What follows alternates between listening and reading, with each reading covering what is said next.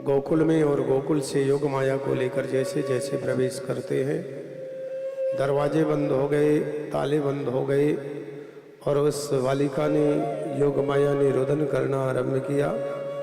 उस बालिका के रुदन की आवाज़ सुनकर के द्वारपाल जगे और भगे।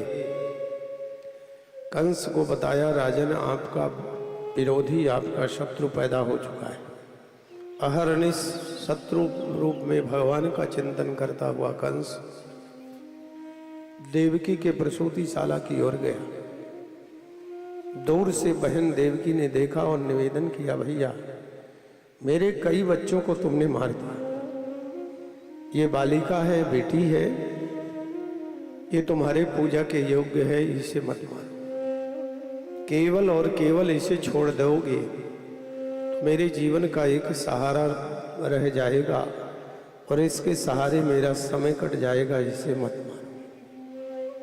लेकिन कंस कहाँ छोड़ने वाला था, एक भी नहीं सुना। कंस ने छीन लिया उस बालिका को, ऊपर किया पत्थर से पटकने के लिए, तो ऊपर की ओर ही वो बालिका उस योग माया उड़कर कंस से कहती है, कंस राजन आप मुझे मारने का बड़ा प्रयास किया, लेकिन मैं अजन्मा हूँ, मुझे तो आप मार नहीं पाए, लेकिन आपको मारने वाला सुरक्षित आपके आसपास ही है।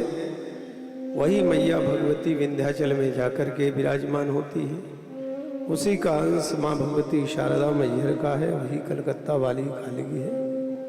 अथवा जितनी भी शक्तियां हैं वो माँ भगवती की ही जगह जगह विराजमान होकर के आपको अभय वरदान और सभी के कष्टों को मातृशक्ति दूर करती। कंस ने बैठक बुला करके कहा, मेरा शत्रु जीवित है। पूतना को बुलाया, पूतना को एक काम दिया कि ब्रज के बालकों को, जो नवजात बालक हैं, उनको तुम दूध पिलाकर, दूध के बहाने विष पिला करके उन्हें मारो। और पूतना को यह काम सौंपा। पूतना ने इस काम को स्वीकार किया। उधर आइए, भगवान कल के कथा में आप लोग भगवान को गोकुल विश्राम कराए थे।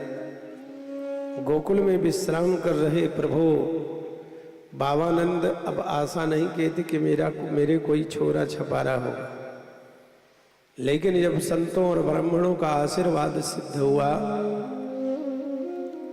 सर्वेषां जनानां आनंदम प्रददाति यस्यासानंदा, जो सबको आनंद प्रदान करता है उसे नंद कहते हैं, और जो सबको आनंद प्रदान करता है उसी के घर में सदा सर्वदा आनंद होता है।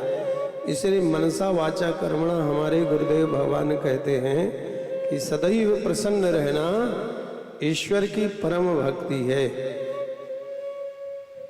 यशम कीर्तिम ददाती यस्या सा यशोदा, जो काम स्वयं कर ले, यश कीर्ति किसी और को दे दे, उसे यशम ददाती यस्या सा यशोदा, उसे यशोदा कहते हैं। ऐसी यशोदा मैया जो जिसके आशा नहीं थी, भगवान कृष्ण जन्माष्टमी के दिन आकर के विश्राम किया। बाबानंद की दो बहन, नंदा और सुनंदा नाम, नंदा सुनंदा को बुला रखा है, भाभी का बड़ा ख्याल रखती हैं। भाभी की देख रेख रात्रि में भी करके अपने कमरे में विश्राम किया है। प्रातःकाल सबसे पहले दर्शन नंदा और सुनंदा को हृदय से लगा लिया, प्रसन्न चित्त होकर के गले से लगाया नंदा सुनंदा ने। फिर भाभी को बाद में जगाया, अरे ओ भाभी देख तो सही कितना सुंदर लाला जाया है। बाबानंद को नंदा सुनंदा ने जाकर के खबर की। बाबानंद प्रसन्नता से उछल पड़े। नंदस्त्वात्मजोत्पन्ने जाता ह्लादो महामनः, आवोय विप्राण वेद ज्ञान स्नातः सुचिरलंकृतः। बाबानंद की प्रसन्नता की सीमा नहीं रही। बुढ़ापे में बाबानंद को आनंद मिला है।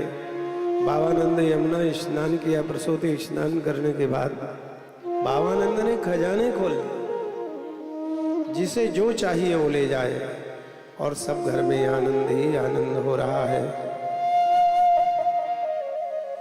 युवा बाल वृद्ध नर नारी सब भगवान के नंदोत्सव का आनंद लेकर के भाव विभोर हो।